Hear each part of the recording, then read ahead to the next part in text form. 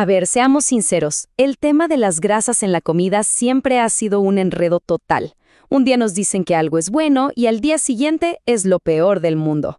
Pero, créanme, ninguna historia es tan increíble y tan aleccionadora como la de las grasas trans.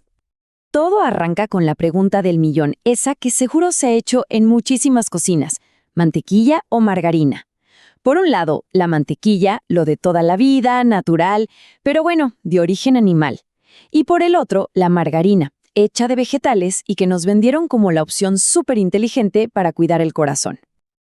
Y ojo, por muchísimo tiempo, la respuesta parecía clarísima. El consejo que nos daban en todos lados era: la mantequilla es la mala de la película. Grasa saturada, te tapa las arterias, cuidado. Y la margarina, pues, era la heroína, la alternativa moderna, la opción saludable. Pero, ¿y si todo eso estuviera peligrosamente equivocado? ¿Qué tal si esa elección saludable que millones de personas hacían todos los días, pensando que se cuidaban, en realidad escondía un peligro muchísimo peor? Bueno, para entender este embrollo tenemos que viajar un poco en el tiempo. Hay que ver cómo fue que inventamos una sustancia que en su momento parecía la solución perfecta. Era barata, duraba un montón y supuestamente era buena para la salud. Y la historia arranca en 1869. Pero no por un tema de salud, fue por una necesidad económica y militar. Napoleón III necesitaba una alternativa barata a la mantequilla para sus soldados. Pero el momento clave, el que lo cambió todo, fue en 1902, con la patente de un proceso industrial llamado hidrogenación. Y de ahí saltamos a los años 60, cuando la margarina ya no era solo el sustituto barato, sino que, irónicamente, se vendía como la opción inteligente para el corazón. ¿Qué vueltas da la vida? Entonces, ¿qué era esta especie de magia industrial? Se llama hidrogenación. Y es un proceso que, básicamente, toma aceites vegetales líquidos y baratos y los convierte en una grasa sólida, perfecta para hornear, para freír y que además no se echa a perder fácil. O sea, para la industria de alimentos esto fue un sueño hecho realidad. El problema es que para nuestro cuerpo era como meterle una sustancia totalmente desconocida. Y para entender por qué es un problema, hay que ver un poquito de química, pero súper simple. A la izquierda vemos cómo las grasas naturales, las buenas, tienen una forma como dobladita. Eso las hace líquidas. Bueno, la hidrogenación lo que hace es enderezar esa molécula a la fuerza, y esta nueva forma recta, que nuestro cuerpo no sabe bien cómo procesar, es justo lo que la hace sólida y, como se descubrió después, tan pero tan dañina. Imagínense. Por casi 100 años, este impostor perfecto vivió entre nosotros y nadie sospechaba nada.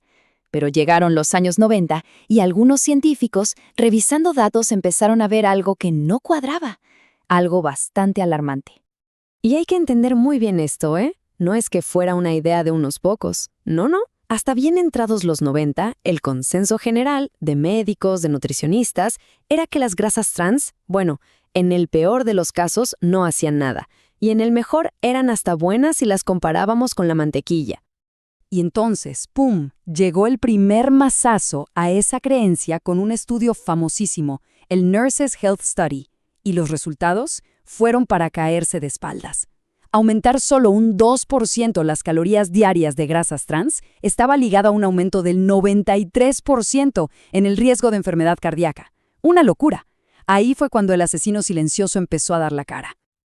Y claro, no fue un estudio aislado, para nada. Después vino un análisis de 4 estudios gigantes, con más de 140,000 personas, que confirmó lo mismo. Por cada poquito que subía el consumo de grasas trans, el riesgo de enfermedad coronaria subía y subía, un 23%. La evidencia era ya imposible de ignorar. Ok, pero ¿por qué son tan malas? Pues por lo que se conoce como el doble problema. Es que son especialmente maliciosas. No solo te suben el colesterol malo, el LDL, el que tapa las arterias, sino que al mismo tiempo te bajan el colesterol bueno, el HDL, el que justamente ayuda a limpiarlas. O sea, es como un ataque por partida doble a todo el sistema cardiovascular. Con el tiempo, muchos países prohibieron las grasas trans, y eso solucionó un problemón. Pero, claro, abrió la puerta a una nueva confusión. Si la margarina de antes era la villana, entonces, ¿Qué usamos ahora? ¿Qué le ponemos al pan? ¿Con qué aceite es mejor freír? Antes de que las regularan, las grasas trans estaban, en todos lados, en galletas, pasteles, comida rápida, de todo. La clave para detectarlas siempre ha estado en la lista de ingredientes, buscando una frasecita, aceite parcialmente hidrogenado. Y ojo con esto, porque aunque las regulaciones han cambiado, esa sigue siendo la señal de alerta. Si un producto lo tiene, aunque la etiqueta diga 0 gramos de grasas trans, por ley puede tener una pequeña cantidad, y poquito a poquito se va sumando.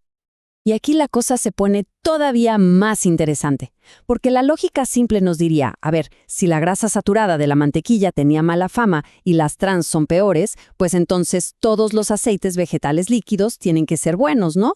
Pues resulta que la respuesta no es tan sencilla, sobre todo cuando calentamos la sartén.